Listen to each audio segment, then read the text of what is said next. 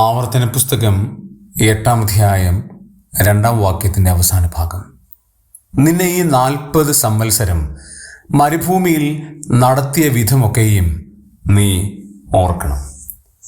നടത്തിയ വിധങ്ങൾ ഓർക്കണം എന്ന് ദൈവം ഒരു മുന്നറിയിപ്പ് ഇസ്രയേലിന് നൽകുകയാണ്. ഒരു ഭക്തന്റെ ഓർമ്മയാണിത്. ദൈവത്തിൻ്റെ വഴികൾ ഓർക്കുക. തിരിഞ്ഞു നോക്കിയാൽ ദൈവത്തോട് നന്ദിയല്ലാതെ മറ്റൊന്നും പറയാനായിട്ടൊരു ഭക്തനില്ല. കാരണം താൻ വന്നതല്ല, ദൈവം തന്നെ കൊണ്ടുവന്നതാണ്. 2, ദൈവത്തിൻ്റെ പ്രവൃത്തികളെക്കുറിച്ച് ധ്യാനിക്കാനുള്ള ഒരു അവസരമാണ് പിൻപിലേക്ക് നോക്കുക എന്നുള്ളത്. നടത്തിയ വഴികൾ ഓർത്താൽ ദൈവത്തിൻ്റെ പ്രവൃത്തികളെക്കുറിച്ച് മാത്രമേ ചിന്തിക്കുവാനായിട്ട് കഴിയുള്ളൂ.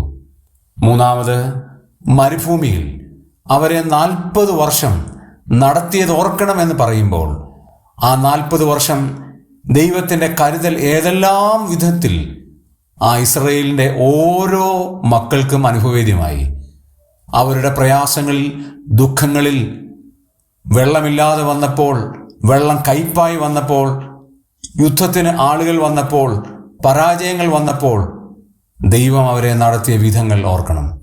നമുക്കും വലിയൊരു മുന്നറിയിപ്പാണ്. നാം ഇപ്പോൾ ആയിരിക്കുന്ന പദവിയേക്കാൾ നാം വന്ന വഴികൾ എപ്പോഴും ഓർക്കണം.